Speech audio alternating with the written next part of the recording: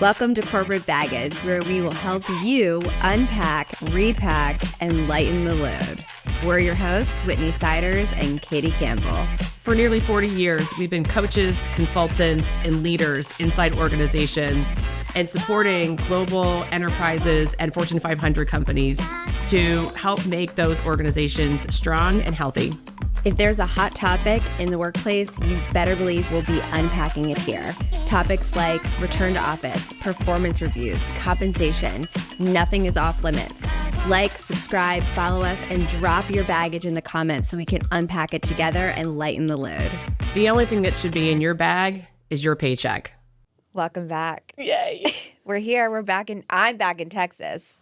Catie's always here, but I'm back in Texas in a new studio. Check it out. Coming live from the Dust Greenhouse studio. I'm super excited. We are the first podcast to record here. So yeah, cheers to being number one. Thanks for letting us be the testers. Heck yes. I'm excited. Yeah. We have a lot. Well, there's always a ton to talk about, but we have some good topics lined up for the next few episodes. That's right. And who knows where it'll go. We have these new little chairs. We're comfy and cozy. I don't know what'll happen. Let's roll. So what do we have? Our first topic that we want to hit is about this flow of hiring. So talking about job postings to interviewing to onboarding, and we're going to start at the beginning. This will be kind of a 4-part series going through all of that. Right. Just so you know what to expect. But we're going to start, as we always do, we're going to unpack and repack all of the corporate baggage, but it's from both angles, the leader and the individual. So let's start with the organization, the leader part. Okay. So you have a new posting, you have a job opening, whether that's a backfill or it's a new role. Different factors surrounding both of those things. Maybe we start there and talk about the different factors. Well, when you're trying to fill a role that already exists, most people think that's pretty easy. It's like you just get a job description and you put it on Indeed or LinkedIn or job board or wherever, give it to a recruiter to get it out there. And a lot of companies really just take what already exists and they just go, yeah, well, we liked Whitney and she left or we fired her. And so now we just need a new Whitney to fill and do these job duties. And that's a problem because when you just recycle the old job description, all you're doing is I would say you're kind of teaching to the lowest common denominator, right? As opposed to thinking about, okay, if we had to do it all over again and we need somebody new in this role, what does this role look like optimally? And looking forward. Totally. Not just optimally, but what will we need in a couple years? How does that align with our strategy, our growth plan? What does that look like? Because it's most likely not the same. No, and if you have somebody in the role, so you're in a role and then you leave for whatever reason, so however you did the role or the job is how you did it. But what's the best way? What is the way that if you could wave a magic wand and that person would be perfect or the highest kind of performing person, what would they be doing? And so you can't just take the old job description, recycle it and put it out there and hope that you're going to get somebody who is an A+ top performer. But I think it's even harder, and where a lot of companies and leaders completely drop the ball is when they're creating a new role and they're doing the job description for that. Yeah, from scratch. So what we're going to talk about actually through this next series of conversations is taking good and making it better. So, I mean, maybe you're not doing anything well today.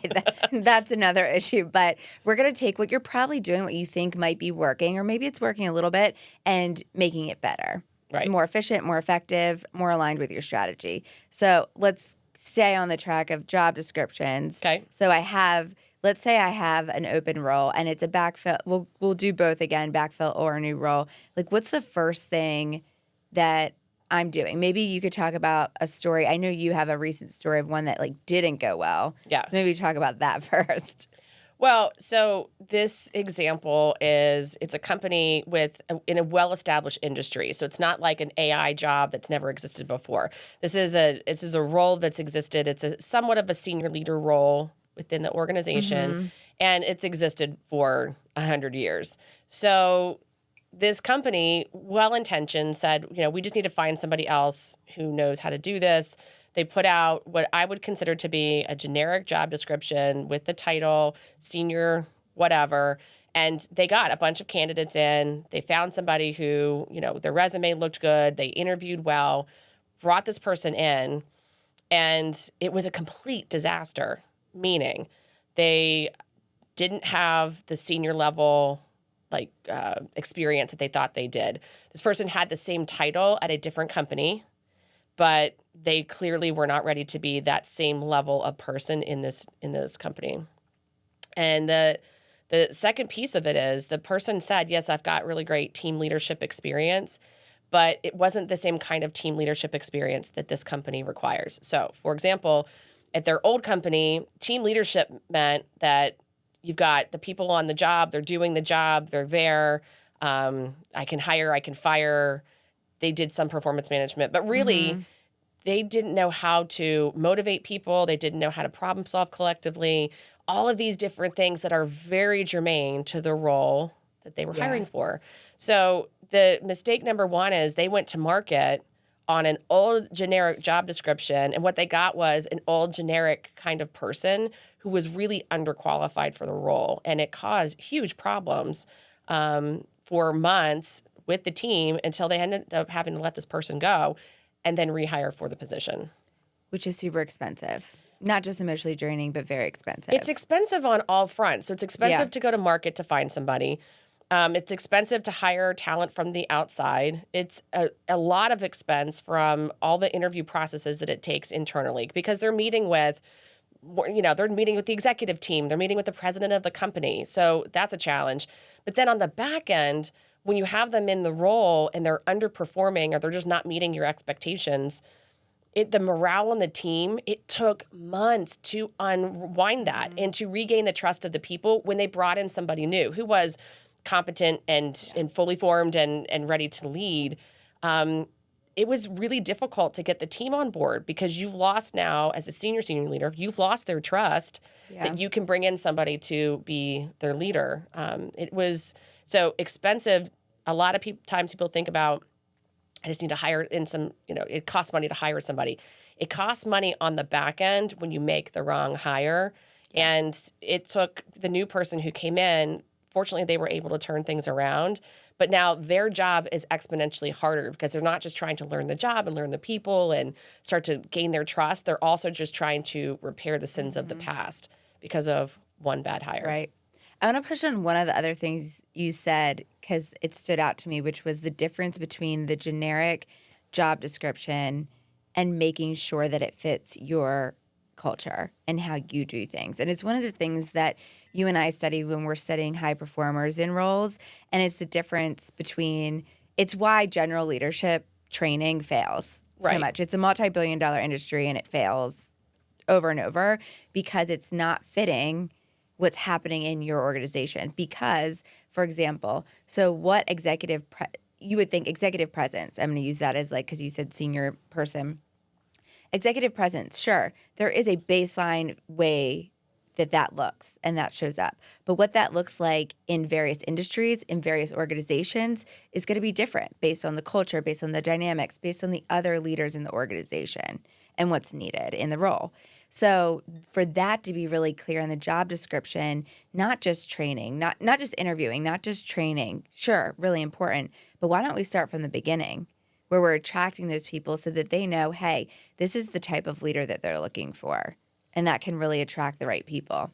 And you have to weed them out, sure, but. In this scenario, too, the company that was doing the hiring, they're a very values-driven company. And I know a lot of companies say that, but it's usually words that are plastered on a wall somewhere. Right. This company, legitimately, that is a success metric for you, for everybody in the organization, but in particular if you're in leadership. So they didn't go to market talking about that, meaning we're a values-driven company. We lead through our values. Why do you think they didn't? I think in the industry that this company exists in, that's not the norm. So the norm, this isn't like some professional services company where you'd expect that. It's not. It's more of a blue-collar industry. And so that wasn't what they went to market with. But if you ask the senior leaders about who's going to pass-fail in terms of success in a role, they're going to talk about that. Like, does this person lead with humility? Does this person, can they lead through the values? And so your interview questions and your job descriptions, all of that has to be centered around what's going to mean pass fail for somebody. And so that's what's missing from, I think, most job descriptions, period, whether it's a brand new one for a new role or it's one for an existing role. You have to get under the hood in a very different way to say, what is it that what value does this role need to produce? How are we going to know? Like, how can we tell as senior leaders or the manager, how can we tell if that person's actually performing well in their role? Mm-hmm. And then you have to have some kind of clarity about, so how does one do that really well? Right. When you have all those components, I think it's a lot easier then to integrate that into the job description. And it's a lot easier to integrate it into the interview questions to know, does this person have experience leading with humility? Does this person have experience really building bridges with your external vendors or customers? And if the answer is no, let's not hire them unless you think that you can train them to do that. Right. And that's one of the things I see often, not just in the new job description, in both rehiring and new job descriptions, but probably more so the new job descriptions, is it becomes a lot more activity based. And in the, like you're saying, you need to focus on outcomes. They're just saying, here are all the things that you're going to be doing. Helpful and better would look like, and here are the things that we are bringing you in to produce. These are the outcomes that you're going to have to deliver. And sure, some of the activities should still be in there in terms of like your normal day-to-day, like the things you're going to be doing a lot of, sure. But that necessarily isn't going to attract the critical thinker, especially in more of those senior leader positions that companies are really looking for. Well, so it also makes me think, just listening to you makes me think that evaluating a new hire or external candidate, or even an internal candidate that you're bringing in from a different part of the business, if you are not doing your current performance management really well, if you don't have a very solid system, method, philosophy around how you measure performance or what high performance or good performance looks like, how are you going to do that with somebody who's coming in that's going to be new to this role? Right. You can't. So before, like, people, they focus on, we got to do a job description, we got to put it out there. It's like, whoa. How are you really going to evaluate what good looks like? Well, do you know? Do you even know for the role? We know the answer to that. I hear it time and time again. Almost, it's always no. No. Or yes, I want them to be like that person. But does everyone else know that? No. Or you kind of have to have that distilled in some way. And so it's a spectrum like everything else, where it's like you see companies where they might have a really actually no idea on like where my lane is at all, to I know a little bit and I feel like I'm getting there, to really where we want to be, which is I know how I'm winning every day, every week, and I feel good about that. But I still, so absent of that, I still don't think that most hiring managers or most companies are really prepared to bring in the quote unquote right talent when they are going to market for people. Because it starts with that. Because it starts with that. And so if you think about it from a candidate's perspective, so you're looking at, so it's been a long time since I've applied for a job externally, but the last time I did it, I remember you look at and you decipher every little word on that page in that job description because you orient your resume to it. You prepare for the interview in that way. You start to think about what it would be like to do all those things. And 9 times out of 10, when people are applying for a job based on the job description, you go, can you do this, this, this, and this? Yes, of course I can, especially women. Enough. Especially women, because we look at it and we say, yep, I can do 99.9% of that job. Men, there's data out there, tons of research out there that says if they can do like 50 plus more % of the job, they go, yeah, I can do all of that, which is also a problem too. So if the company is putting out a job description that is inaccurate for the role that they're actually trying to hire for and the role that it should evolve into in the next couple of years, you're already like behind in terms of the candidates that you're going to get in. And then as a candidate, you're reading a job description and thinking this is the job, but it isn't. But it's not really. No, it's not the job at all. I It's mean- not what they're going to walk into day one if they get hired. That's not going to No. most likely be the job. I mean, as an individual, and maybe I'm the anomaly here in being in the industry that we're in, is if I'm reading a job description and I see very general things, that's a red flag to me. That's probably because of knowing what we're talking about. What would be what would be a general thing? It would be like strong communication skills, or like even like strong executive presence, or attention to detail. Like, give me a early 2000s job description right there that you've never updated. Right. And like, that's a clear sign that, one, you're behind the times. These are my assumptions. Okay. This is not my professional opinion. These are my assumptions. You're behind the times. You don't actually know what's needed in the job. And I'm going to be expected to do all of these things, which also might tell me, the best one is the ability to it's said in different ways, like the ability to juggle different tasks or manage different stakeholders. It's like, okay, so you're telling me that either one, you just have a matrix environment, or you have like a dysfunctional team that like you have issues with. And everyone, like, I'm reading between these lines. And Whitney, but everyone's going to lie about those things. Oh, 100%. I have strong communication skills when you don't.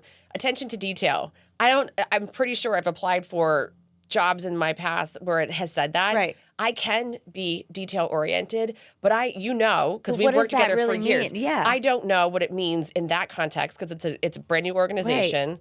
I mean, am I reading contracts and I'm trying to find errors, or attention to detail, like I'm just not glossing over when something looks like garbage? I can do it. It's hard for me. I don't like paying attention to the details. Every assessment profile that I've ever taken will say that. And I know that about me. It's been that way. That's part of my DNA. But then you're still going to apply for the job. Yes. And I'm going to tell you that, sure, I have strong attention to detail when I want to, if I have to, but on the regular, no. So I'm an HR leader or I'm a recruiter and I'm listening to this and I'm saying, great, well, I can't make my job description like 3 pages long, in terms of describing the job. What's the difference? Because we're talking about all the things that shouldn't be in there. And the list could be way longer. Oh, yeah, we could keep going on that. We almost should. Maybe we'll give you some examples. So the most important things that should be in there. What's the value that this role produces for the organization? Right. And it doesn't matter if it's for-profit, nonprofit, government. What is this person contributing? Because if you think about intrinsic motivation, that's one of the things that people care about. It is one of the 3 to 4, depending on who you're asking, tenets of intrinsic motivation, which is your connectedness to people, your connectedness to the mission of what it is that we're trying to accomplish. And so I want to know, what are you expecting me to do? Why is this role valuable? Because that's the other thing too. When you look at those generic job descriptions, if I'm a dime a dozen in this organization, or if I am a critical part of the organization. Now, there are some people who go, I don't care if it's dime a dozen. I want to get a paycheck, feed my family, and stuff like that. And I actually think that's fine. There are some companies where that just is sort of table stakes because of their size and that sort of thing. But for the most part, people want to spend their 8 to 10 hours a day working and doing something that's going to contribute to an overarching goal, whether it's an individual goal or a collective goal for the company. Mm-hmm. So I would want to know, what is it that you expect me to produce? What are the things that I need to do at the end of the day, a tangible thing, even in intangible kinds of places like where we've worked, that's a tangible thing, that this is what I'm contributing to the overarching goal. Right. And if I can see that, I might look at a job description and go, ooh, I don't think I want to do that, can do that, or I would need some additional skills before I would be able to do that. That would give me some insight about why this job or this role matters. And I think that's really important to people. And it's almost, I often find it's easier to think about, too, what would it look like if that role didn't exist? Ooh, I like that. So I asked that in some of the work we've done recently around, like, well, what would happen if this role didn't exist? So even on the job description, you could say, without this role, we wouldn't be able to do. Whether that's a prompt that you think about in order to get that outcome clear, or you actually put it on the job description to say, we can't do X, Y, and Z without this role. So the role that I was talking about where this company made some not so great hires, the where you'd fill that blank in on their job description, it should say, this is a critical conduit between the internal team and the external relationship with the customer. And that tells me a lot. Right. And so somebody might look at that and go, I don't want to do that. I just want to work with the internal team. It's not the role for you. Or maybe it's the role for you in a different company. But here, this is what we mean in this role. Right. You have to be able to straddle both worlds. That is it. And now I would ask different questions to say, well, then how do you do that? How do you make sure that you're developing great customer relationships at the same time that you're also taking care of the team and driving the work? It informs the questions you're going to ask. That's a very nuanced and complicated question. And if I had a candidate that couldn't answer it, they would go. And some of these hires that were bad hires would not have been able to competently answer that. I know it because I worked with some of them. They're great people, really smart, but that was not what they were able to do. And then there's a whole different piece about when they get onboarded. If I knew that ahead of time, but still said, hey, I want to get this person in, I think I can work around that. Were they really given an opportunity to learn those skills when they got on board? So that's a completely different conversation for a different time. Soon. But I mean, when you are able to ask that question, I think it also should give you some pause in a way, not just to think critically about what's needed in the role, but in some aspects, certainly this would be a smaller group, but it might even have you second guess, is the role needed? Because what I often see, I'm sure you see this a lot, is, oh, we have a role, this person left, we need to fill it. Maybe. Or maybe it's just always been a role that you don't need to fill. Or this is getting into like more of the restructuring of, we have these people, where do they go? Nope, wrong way to think about it. Instead, what's needed for us to get from here to there, which means we have a clear strategy first. That there's a lot of assumptions in there, Whit. Relies on having a clear strategy for us to get from here to here. What do we need functionally? And then filling those people in. And maybe that job doesn't even exist anymore, or maybe it evolves it evolves tremendously from what you have today. And I don't think, again, assumptions, please tell us, audience. Like, from my conversations with leaders and organizations across industries, I don't think those questions are being asked enough. Maybe they're not being asked enough because I think a lot of times, if we're just going to side with the company for just a second, most companies are working at a pace that is frenetic. Like, I don't know a company that I work with right now that are like, oh no, everything is just like calm, relaxed, and super easy. No. They're working at a pace that is furiously fast, and it's on purpose because they're trying to stay relevant. They're trying to do more with less, stay ahead of their competition. It's like, yeah, like I said, fairly. I say all that in that fairly. So the default would be, okay, well, we had somebody leave in this role. We need to fill it. That is the default because somebody's going to have to pick up the slack there. Sure. And what's the fallout, though? Is it worth it? Oh, it's, you and I both know it's not worth it. But the challenge is that nobody has bandwidth to be able to just pick up somebody else's job. And even when you farm it out to a handful of people, if that job was a critical position or role or whatever you want to call it, then it was usually highly specialized. It means that not everybody else can take it on. Who has the time? Who has the time to just take on somebody else's job for however long it takes to find the next right person? And so we're not asking those questions, I think, soon enough. And it should be the default is to stop and say, how do we know that we need this role? There should be a whole rubric that would look different from company to company, but there should be a rubric, at the minimum, a conversation to pressure test. Do we need this role filled? Is it one person, or could it be broken up with a couple of different people? Just because we had it in a full-time capacity before, is it a full-time role? Like, what should this really look like? Because that would also then give you an opportunity to take a step back and say, oh gosh, we had Whitney as a senior manager in this role, but really what she was doing wasn't senior manager level stuff. Maybe we can just hire a manager.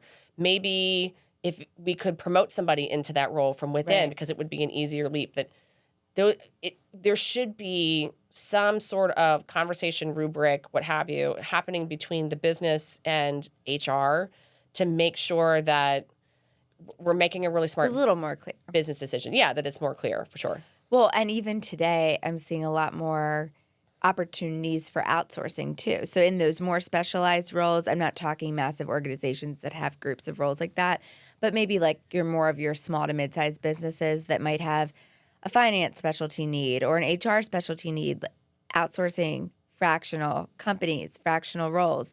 That is becoming, it always has been there, but I'm seeing it more and more in terms of contractors. And if you had a really clear view on Yeah. what is the value that needs to be produced in that role, it would be a lot easier for companies to say, could we outsource Is it some or worth all it? of it? Is it worth it? Or is this something that we really do have to hire for?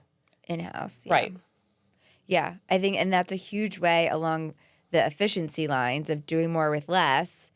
You're saving money, maybe, depending on who you're hiring, but there's a lot that you're forgoing benefits, all of those things by getting that person outsourced.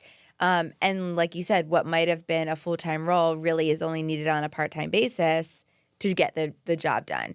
But I think what we're saying is it comes back to, I'm really big on the root cause of things, as I know you are, which is coming back to clarity around where we're going and what the role looks like in terms of what good looks like in the role, the outcomes are that are being produced to set them up for success. And I think we often think about, sure, it's in the role, but we're saying it starts even before the role, even before they're on board. Okay, so if you're a candidate and you're looking at one of these generic job descriptions, but let's say this is a company that you really want to work for. Yeah. It's in the right region, it's the right pay grade, it's the right whatever, right? You're like, yeah, this looks generic. Now I have to listen to Catie and Whitney and Send them our podcast. Yeah, I've heard their corporate baggage and I know that, yeah, this looks like something that is recycled. This looks way too generic and it's not clear. What do you recommend that somebody does but they still want to go ahead for whatever reason? What do you suggest that they do at the beginning of the process to really then decipher, is this just, they just need to do a better job at doing their job descriptions, or is this like a company that's really not sophisticated or they're not the right company? Right. I'm not going to be happy here. I think it'll expose a lot of red flags. It's a great question. Where I would go is get curious. Get curious, ask different questions. Like, these are good prompts that you could tag anything onto. So I'm going to give you some prompts and then some questions. Okay. So help me understand what attention to detail looks like in your organization. Give me an example of someone who's doing it well. Tell me more about I don't know, name something in a job description. It's when, no, you were talking about like can handle multiple, juggle stakeholders, multiple. like work across different departments. Yes. Like, tell me more about the different departments in your organization. How do they work together? What does that look like? And so, yes, that would often, you're thinking, well, wouldn't that come out in an interview? Yes, if you get to that point. But I think what you're saying is you see the job description and you want to apply. This is a way to stand out differently. When you apply and you're sending an email, you're finding that hiring manager and you're saying, hey, I saw the job description. I'd like to apply. But before I apply, I have a few questions. Do you think we could jump on the phone, or could you answer? I mean, I wouldn't recommend doing it over email because it's definitely a conversation. But hey, could we have like almost like a pre-interview? Now, recruiters, tell me why all of that's the wrong thing to do, please. But if I'm a candidate, that would be what my approach would be. Well, I'm thinking about, okay, so you're making me like visualize all of my friends that are recruiters, like external recruiters. Yeah. And they're going gangbusters at the moment. Like that's a Yeah. whole competitive field at the moment. But like when they're looking at the job descriptions that they have to go to market for, that's what I would want them to be doing They should be. They should be going back to the company and saying, what does attention to detail look like? What can juggle multiple If you have a good priorities? recruiter, they're doing that. Right. But But you're a recruiter, you're asking those questions, and the company is saying, I don't know, that's the job description. I don't have time to figure it out, like what you're saying. right. I mean, to me, like that would be a game changer. So what's the interim solution, I think maybe is what we're getting at, which is, can you say you're a recruiter, instead of changing the job description, could you coach your client to have those discussions, at least have some of those answers, put some of that out on the table during the interview?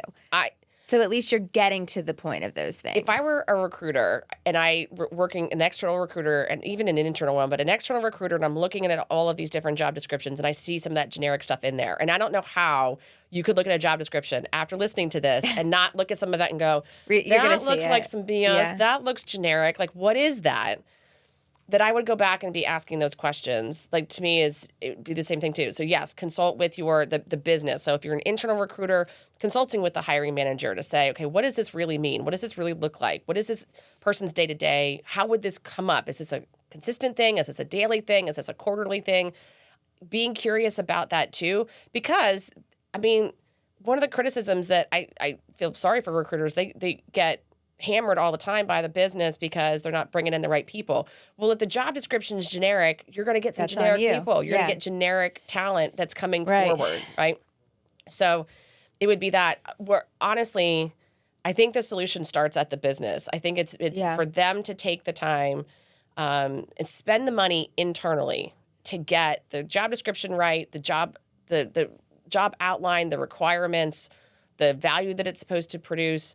Get that right, because if it really costs 2.5 times a person's fully burdened rate to hire somebody, you could spend that money, probably a lot less than that money, trying to get the job description right. So when it goes to market through a recruiter or otherwise, the people on the other end are really looking at something that is an honest representation. It's more precise. Right. Well, to me, it's like this. We're going to be honest about who we are and what we want you to be doing. A lot of how many people have you met in your career that would say, well, I thought the job was this, but then when I started, it was something completely different. Yeah. It's not, I don't think we're trying to be deceitful here. No. But it's because the business isn't being honest about what the role actually is. And they might just not be clear. Right. Because they're not clear internally. It's not their fault. But at the end they have to ask the tough questions. And it's also, I mean, we're going to get real deep into this, but I see a lot of bystander effect. So it's like, well, I don't know what the role is, but so-and-so doesn't know. Like, whose responsibility is it to get clear on the role? Well, ownership. It's the business. Yeah. It's the business. Your job. So I think this is, we've looked at this from 3 different angles. I think it's the business getting tight on really what it wants this person to produce. I think it's recruiters really being a better, tougher conduit. Yeah. And to be that first line of pressure testing to the business to say, I don't really think this makes any sense, or I don't know what this means, or can you help me understand what this means, so that as they're going to market, they are bringing in people who are closer to who it is that we want to hire. And then for candidates, it absolutely is getting curious. When you see those things, it doesn't mean we are not telling you to not apply. We are just maybe pointing out that the company needs to do some refresh, but you can get past that if you are curious and you ask the right questions of the recruiter or the hiring person that you meet. It'll make you stand out in that you are a critical thinker and you're not just applying. Although you might still be applying to 100 jobs, you're showing them that this is the one that you care about asking more questions on. For sure. And I feel for a lot of people who are out of work for whatever reason at the moment, and they get their heart set on a role based on a job description and based on those first couple of interactions. And then either they don't get the job, or they realize once they do get it, and they get in the seat and it's the wrong thing, that it feels like a bait and switch. And I've heard that from people before. So if we could ask people to get curious a little bit up front, so that you know, okay, that's not a company I really want to go work for. That's not the right role for me. It's not going to make me happy. It's not going to help me be fulfilled. And to feel like they're making a really good decision. So taking some ownership and feeling like that they've got a little bit more ownership and power in the whole job interview application process. Everyone has a role in it.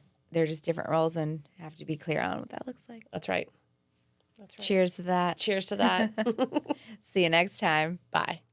Thanks for listening today. If you have some corporate baggage you want to unpack, or something you're taking away from the conversation, drop it in the comments. Please find our social links in the description, and we'd love it if you could comment, subscribe, and share this with someone that you think it could help too.